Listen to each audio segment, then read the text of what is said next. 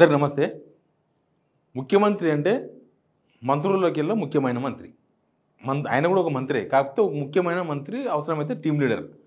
కానీ ఇప్పుడు ఆయన మొత్తం మంత్రివర్గం మీద కాన్సంట్రేషన్ చేసిండు. ఆయన మీద రోజు పేపర్లో వార్తలు రాపిస్తున్నారు క్యాబినెట్ మీద. ఓ రోజేమో ఆంధ్రజ్యోతిలో ఏం రాసిండ్రో మీకు తెలుసు కదా. నేను వాళ్ళని తిట్టినా, వాళ్ళని కొట్టినా, ఇక వాళ్ళను మొత్తం చెండాడినా అన్నట్టుగా ఒక రోజు వార్త రాపించుకున్నారు. ఆ తర్వాత ఉత్తమ్ కుమార్ రెస్పాండ్ అనేది అదంతా నడుస్తుంది. కానీ వరుసగా చూడండి పేపర్లలో కాంగ్రెస్కు అనుకూలంగా, కాంగ్రెస్ను రేవంత్ రెడ్డికి అనుకూలంగా ఉండే పేపర్లలో రోజు ఒక వార్త వస్తుంది మంత్రుల మీద. వాళ్ళను సమాజంలో ఒక దొంగల్లాగా చిత్రీకరించే ప్రయత్నం చేస్తున్నారేమో అనిపిస్తుంది. దొంగలు కాదా అంటే సెల్మీలు చేస్తే ప్రతి ఒక్కరు దొంగలే, అధికార దుర్వినియోగం చేస్తే ప్రతి ఒక్కరు దొంగలే. కానీ ఇప్పుడు అందరూ అదే పనిలో ఉన్నారు, అందరూ సెల్మీలు చేసే పనిలోనే ఉన్నారు. పొంగులేటి శ్రీనివాస్ రెడ్డి ఎక్కడో బీహార్లో ఉన్నాడు, ఆయన ప్రచారంలో ఉన్నాడు. ఆయన అక్కడ ఇన్ఛార్జ్ ఇచ్చారు రేవంత్ రెడ్డిని ఉడవికేసి. ఆయన మీద ఆయన ఏం చేస్తున్నాడో తెలుసుకోనికే ఇక్కడ నుంచి దగ్గర దగ్గర 30 టీములు అంట. 30 టీంల ఇంటెలిజెన్స్ పోలీసులు, ఒక్కొక్క టీంలో 2 ఉంటారు, 3 ఉంటారు, సిచ్యువేషన్ బట్టి 5 మంది కూడా ఉంటారు. వాళ్ళందరినీ బీహార్ పంపించినాడు.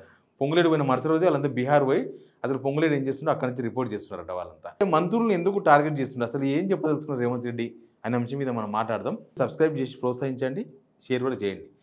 రీసెంట్ వార్త పొంగులేటి శ్రీనివాస్ రెడ్డి మీద రాపించుకున్నాడు. రీసెంట్ వార్త ఏంటంటే పొంగులేటి శ్రీనివాస్ రెడ్డి ఇప్పుడు బీహార్ ఎలక్షన్ జరుగుతుంది. బీహార్లో చాలా క్రూషియల్ ఎలక్షన్ అది. అంటే ఖచ్చితంగా కాంగ్రెస్ గెలవాలి అని ప్రయత్నం చేస్తున్నారు. రాహుల్ గాంధీ చూస్తున్నారు కదా, రోజు నాలాగనే ఒక బోర్డు పెట్టుకొని, ఒక నాకన్నా పెద్ద స్క్రీన్ పెట్టుకొని ఆడ మొత్తం దొంగ ఓట్లు ప్లాన్ చేసిందని, ఆడ మొత్తం ఓట్ చోరీ జరిగిందని రకరకాలుగా మోడీని వీక్ చేసేందుకు ప్రయత్నాలు చేస్తున్నారు. ఆడ గెలుపు ఓటములు తర్వాత విషయం కానీ చేస్తున్నారు.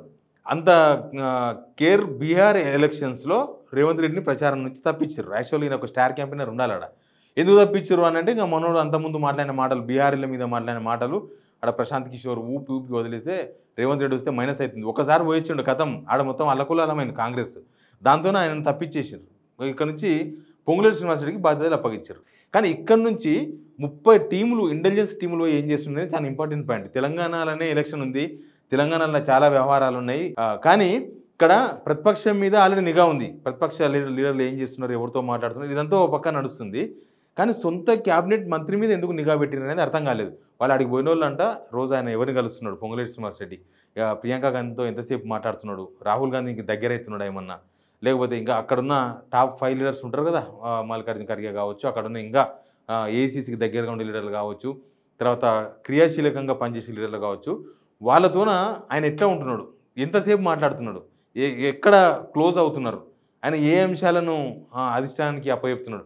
అంటే బీహార్ ఎలక్షన్స్ సాకుతో అధిష్టానానికి దగ్గర అవుతాడేమో అన్న ఒక బెంగ ఉండొచ్చు, ఒక దిగులు. ఆయన దగ్గర అయితే ఎట్లుంటుందంటే, ఈయన మీదనేమో అసంతృప్తి ఉంది హైకమాండ్. ఈయనకు అపాయింట్మెంట్ లేదు, ఈయన మీద మాట్లాడేది లేదు, ఈయనను గెలిచేది లేదు. ఇదంతా దాదాపు 1 సంవత్సరాల నుంచి నడుస్తుంది. లాస్ట్ లోక్సభ ఎలక్షన్స్ నుంచి ఈ వ్యవహారం చాలాసార్లు బయటపడ్డది. కానీ ఇప్పుడు పొంగులేటి శ్రీనివాస్ రెడ్డి అధిష్టానానికి దగ్గర అవుతాడేమో అన్న భయం రేవంత్ రెడ్డికి ఎందుకు పట్టుకుందో తెలియదు. ఆయన అవసరమైతే నాకు ఆల్టర్నేటివ్, నిజానికి క్లోజే వాళ్ళిద్దరు పంచుకునే విషయంలో కానీ మిగతా విషయాల్లో వాళ్ళిద్దరే చాలా దగ్గర. మిగతా వాళ్ళ మీద అందరి మీద చాలా చాలా అనుమానాలు ఉంటాయి రేవంత్ రెడ్డికి. పొంగులేటి మీద అనుమానం ఉన్నా ఓకే అని పక్కన ఉంచుకుంటాడు. అట్లాంటి పొంగులేటి మీద ఇక్కడ ఇంటెలిజెన్స్ పోలీసులు పోయి అక్కడ కాన్సన్ట్రేషన్ చేసి అక్కడి నుంచి రిపోర్ట్లు ఇస్తున్నారు అనేది ఇప్పుడు క్యాబినెట్లో ఒక పెద్ద సంచలనంగా మిగిలింది. ఎందుకంటే ఇప్పుడు బీహార్ పోయిన మీద అంత కాన్సన్ట్రేషన్ చేస్తే ఇక్కడోళ్ళ మీద కూడా చాలా కాన్సన్ట్రేషన్ ఉంది. ఇక్కడోళ్ళ మీద ఏం కాన్సన్ట్రేషన్ ఉందో కూడా చెప్తాను నేను ఇదే వార్తలో. అయితే పొంగులేటి శ్రీనివాస్ రెడ్డి మీద నిఘా వర్గాలు అక్కడ పోయి అక్కడ పొంగులేటి ఏం చేస్తున్నాడో తెలుసుకునే ప్రయత్నాలు చేసి ఆ రిపోర్ట్ని ఇక్కడ ముఖ్యమంత్రికి పంపించే ప్రయత్నాలు జరుగుతున్నాయంట ఇంటెలిజెన్స్ పోలీసులు.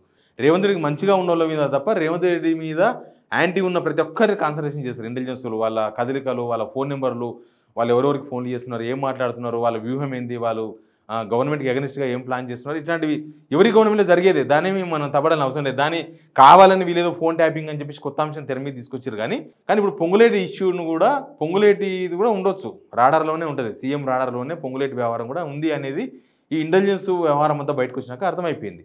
ఇంకా ఇక్కడికి వస్తే రాష్ట్రంలో వాళ్ళ మీద కూడా వరుసగా వార్తలు వస్తున్నాయి. ఆ రోజు ఆంధ్రజ్యోతి రాధాకృష్ణ వార్త రాసిన తర్వాత క్యాబినెట్లో తలంటిండ్రు అని వార్త రాసిన ఆయన. ఆ వార్త రాసిన తర్వాత వాళ్ళంతా బగబగ మండుతున్నారు. ఉత్తమ్ కుమార్ రెడ్డి ఏదో కొంచెం బయటపడ్డాడు, కానీ మిగతా వాళ్ళలో కూడా లోపల అదంతా బర్నింగ్ ఉంది. కోపంతోనో ఫ్రస్ట్రేషన్తోనో ఉత్తమ్ కుమార్ దగ్గర బయటపడ్డాడు కదా, లెటర్ బాగా రాస్తున్నావు, మంచి ఇంగ్లీష్ వాడుతున్నావు హైకమాండ్, కానీ అనేసరికి ఇదంతా బయటకు వచ్చింది. అరే మనం రాసే వార్త బయటికి, మనం రాసిన పేపర్ ఇట్లా బయటకు వస్తుంది, మనం మాట్లాడుతున్న మాటలు ఎట్లా తెలుస్తాయి అనే విషయాల మీద అందరికి అర్థమైపోయింది. ఇంకా ఆ వార్త బయటికి వచ్చేసింది. మినిస్టర్లు అందరూ కూడా ఎవరి జాగ్రత్తలో వాళ్ళు ఉన్నారు ప్రస్తుతం. అయితే ఇప్పుడు మినిస్టర్ల ఛాంబర్ల మీద కాన్సన్ట్రేషన్ ఉంది ఫుల్గా. అది కూడా వార్త రాపించుకున్నారు. మొత్తం వార్తలు మొత్తం లీక్ ఇవ్వాలి, వార్తలు రాపియాలి. వాళ్ళని దారి తెచ్చుకుందామనే ప్రయత్నమా, మినిస్టర్లను బెదిరిద్దామనే ప్రయత్నమా, వీళ్ళకు అనుకూలంగా ఉన్న ఆఫీసర్లను కూడా చాలామంది ట్రాన్స్ఫర్ చేసిండ్రు. మనకు ఉదాహరణకు ఒకటి తీసుకోవాలి, civil supplies department. Civil supply డిపార్ట్మెంట్కు అంతకుముందుకు చౌహాన్ గారు, పోలీస్ ఆఫీసర్ చౌహాన్ ఉండ్రి. చౌహాన్ ఉత్తమ్ కుమార్కి బాగా దగ్గర ఉంటున్నాడు, ఆయన క్లోజ్గా ఉంటున్నాడు అని చెప్పి ఆయన తీసిపడేసారు ఉన్న ఫలంగా. తీసేసి స్టీఫెన్సన్ పెట్టుకున్నారు. స్టీఫెన్సన్ అయితే రేవంత్ రెడ్డి మనిషి అనేది ఒకటి ఉంది చర్చల. అట్లా బీసీ మినిస్టర్సు, తర్వాత దళిత మినిస్టర్సు వాళ్ళ ఛాంబర్లలో కూడా వీళ్ళు తెలియకుండానే, సమాచారం లేకుండానే ఆఫీసర్స్ మొత్తం చేంజ్ చేసి పడేసిండ్రు. యాక్చువల్గా గవర్నమెంట్ వచ్చిన కొత్తలో ప్రతి ఛాంబర్లో ఒకరిని పెట్టుకున్నారు. ప్రతి ఛాంబర్లో శ్రీధర్బాబు దగ్గర ఒక మనిషిని పెట్టిండే, తర్వాత ఇంకొక దగ్గర ఒక మనిషిని పెట్టిండు, ఇంకొక దగ్గర ఒక మనిషిని పెట్టిండు. తర్వాత వీళ్ళకి అర్థమయ్యే వరకు ఒక 5-6 నెలలు పట్టింది. ఏమవుతుందంటే వీళ్ళ సమాచారం అంతా రేవంత్ రెడ్డి తీసుకుంటున్నాడు. వీళ్ళకి ఇష్టం వచ్చిన వాళ్ళను, రేవంత్ రెడ్డితో సంబంధం లేని వాళ్ళను చాలామందిని వీళ్ళు పెట్టుకున్నారు. ఇక రేవంత్ రెడ్డి ఏమో ఆయన దగ్గర ఉన్న వాళ్ళు కూడా మొత్తం తీసి పడేసి ఆంధ్ర వాళ్ళని పెట్టుకున్నాడు. అదంతా చంద్రబాబు మనుషులని కొందరు చెప్తారు, లేకపోతే ఆంధ్రప్రదేశ్లో ఉన్న ఒక సుప్రీంకోర్టు మాజీ న్యాయమూర్తి రికమెండేషన్ ద్వారా పెట్టుకున్నారని. మొత్తం ఆయన ఛాంబర్లో, సీఎం ఛాంబర్లో ఉన్న ముఖ్యమైన అధికారులు మొత్తం రిటైర్డ్ అయినా సరే, ఆంధ్రలో రిటైర్డ్ అయితే వచ్చి సీఎంఓలో జాయిన్ అవుతారు. అట్లా ఒక 3-4 ఆఫీసర్స్ ఉన్నారు. ఈ పలానా మొత్తం ముఖ్యమంత్రి ఛాంబర్లో ఏం జరుగుతుంది, రేవంత్ రెడ్డి మొత్తం కాన్సన్ట్రేషన్ చేసిందని ఒకరోజు, తర్వాత అసలు ఈ ఆఫీసర్సే మొత్తం మంత్రులను తప్పుదో పట్టిస్తున్నారని చెప్పేసి క్యాబినెట్ మినిస్టర్లని రేవంత్ రెడ్డి నమ్ముతలేడు. రేవంత్ రెడ్డి చేస్తున్న కాన్సన్ట్రేషన్ ఏంది అనేది ఆయన పేపర్తో రాయించుకోవడంతో మినిస్టర్లు కూడా తీవ్రమైన అసహనంతో ఉన్నారు. మా గవర్నమెంటా లేకపోతే పక్కల గవర్నమెంటా ఇది, మా గవర్నమెంట్లో మా మీద కాన్సన్ట్రేషన్ చేయడం ఏంది, మేము ఎటు పోతున్నాం, ఏం పని చేస్తున్నాం, ఎవరితో ఫోన్ మాట్లాడుతున్నాం, మేము ఏం నిర్ణయాలు తీసుకుంటున్నాం, ఇవన్నీ రేవంత్ రెడ్డి ఎందుకు తెలుసుకోవాలి. అసలు దీని మీద కొంత అసహనంతో ఉన్నారు వాళ్ళంతా. అందులో భాగంగానే ఈ మధ్య పేపర్లో ఇంకొక వార్త కూడా బాగా సర్క్యులేషన్లో ఉంది. అన్ని పేపర్లు రాసేస్తున్నాయి. ఆంధ్రజ్యోతిలో కూడా రాసిన లాస్ట్కి. ఇంకా ఆంధ్రజ్యోతిలో రాసినంటే రేవంత్ రెడ్డి రాపించినట్టుగానే మనం భావించాల్సి వస్తుంది. మరో డిప్యూటీ తర్వాత బీసీ నేతను ఉప ముఖ్యమంత్రి చేసే విషయంలో కాంగ్రెస్ ఇంతవరకు మంచిగా ఉంది. ఇది రేవంత్ రెడ్డి చేస్తాడా? రేవంత్ రెడ్డి చేతిలో ఉందా? రేవంత్ రెడ్డి పెట్టిన పేర్లనే మంత్రులను చేయలేదు, ఎమ్మెల్సీలు చేయలేదు, లాస్ట్కు పార్టీ పదవులు కూడా ఇవ్వలేదు. అంతా ఇండివిజువల్గా హైకమాండ్తో వచ్చిన పదవులే తప్ప. ఇప్పుడు దీనిలో కూడా వీళ్ళు రాపించుకున్న పేర్లో కూడా మంత్రివర్గ పునర్వ్యవస్థీకరణకు అవకాశాలు కంటే ఇప్పుడున్న మంత్రులు చాలామందిని తీసేస్తారు, దానిలో కొత్త వాళ్ళకి అవకాశం ఇస్తారు. తర్వాత స్థానిక ఎన్నికల తర్వాత ముహూర్తం, ప్రమాదంలో పలువురు మంత్రి పదవులు అంటే చాలామందివో, కొద్దిమందివో, 3 5 మందివో మంత్రి పదవులు కూడా పోతాయి అని ఆంధ్రజ్యోతి పేపర్లో వార్త రాపించుకున్నాడు. దీన్ని బట్టి ఏమర్థమవుతుందంటే మంత్రులను టార్గెట్ చేసిండు. ఇప్పుడు ఆయన మంచిగా ఉంటే ఆయన చుట్టూ షాడో సీఎంఓ ఉంది కదా. ఇప్పుడు వీళ్ళు బయటికి కనిపించే జనాలకు సంబంధించిన మినిస్టర్లు, కానీ ఆయన దగ్గర వీళ్ళకి అనుసంధానంగా అసలు క్యాబినెట్లు, ఇంకొక క్యాబినెట్ నడుస్తుంది, డిఫాక్టో క్యాబినెట్ నడుస్తుంది. వాళ్ళ ద్వారానే వీళ్ళ శాఖల్లో పనులు జరుగుతున్నాయి, వాళ్ళే ఆఫీసర్లతో మాట్లాడుతున్నారు, వాళ్ళే ఆఫీసర్లతో పనులు చేయించుకుంటున్నారు అనేది కొన్ని రోజులకి వెళ్ళి బయటకు వచ్చేసింది. ఇప్పుడు ఈ మంత్రులను కూడా తప్పిస్తారు అనేది కూడా బయటకు వచ్చేసింది. మంత్రులను తప్పిస్తారు అనేది కూడా సీఎం ఆఫీస్ నుంచి వచ్చిన లీకే ఉండొచ్చు బహుశా, లేకపోతే అందరూ అన్ని పేపర్లు కామన్గా ఎందుకు రాస్తారు. ఇట్లా మొత్తం మంత్రులను దీనివల్ల రేవంత్ రెడ్డి 2 విషయాలు చెప్పుకోవచ్చు. ఒకటి, వాళ్ళే తప్పు చేస్తున్నారు, నేను తప్పు చేస్తున్నానని చెప్పే ప్రయత్నం అని అయి ఉండొచ్చు, కానీ అది నిజం కాదు, అది జనాలకు ఓపెన్గా తెలుసు. రెండోది ఏంటంటే ఈ మంత్రులు నేను చేసే పనుల మీద కాన్సన్ట్రేషన్ చేయొద్దు, వీళ్ళు మీడియాకు లీకులు ఇవ్వద్దు, వీళ్ళు సేమ్ హోంగార్డు ఎస్పీ లాగానే వీళ్ళు హోంగార్డ్స్ కాబట్టి ఇట్టే పడి ఉండాలి, మనం ఏం చెప్తా తినాలి తప్ప వీళ్ళే ముఖ్యమంత్రులకు వ్యవహరించొద్దు. వీళ్ళే మంత్రులు ఏం చేశారంటే రేవంత్ రెడ్డి వీళ్ళకి తెలియకుండా ఈ షాడో క్యాబినెట్తో మొత్తం పనులు చేయించుకుంటుంటే మినిస్టర్స్ అలర్ట్ అయ్యి అసలు నాకు తెలియకుండా ఏ పని జరగదు. ఇప్పుడు కొండ సురేఖ ఇష్యూ అట్టే బయటకు వచ్చింది కదా, ఆమె శాఖకు సంబంధించిన పని ఆమెకు తెలియకుండా బయటికి రావద్దు అంటేనే వాళ్ళు యూనివర్సిటీకి అప్లై చేస్తే వాళ్ళు తీసుకొచ్చి మినిస్టర్ ముందర పెట్టిండ్రు, లేకపోతే లోపల పని జరిగిపోతుండే అదంతా. కాబట్టి మినిస్టర్లు కూడా క్యాబినెట్లో నేను క్యాబినెట్ మినిస్టర్ని కాబట్టి నా శాఖకు అసలు నాకు తెలియకుండా ఏ పనులు జరగొద్దని వాళ్ళు కూడా హుకుం జారీ చేసి పడేసిండు.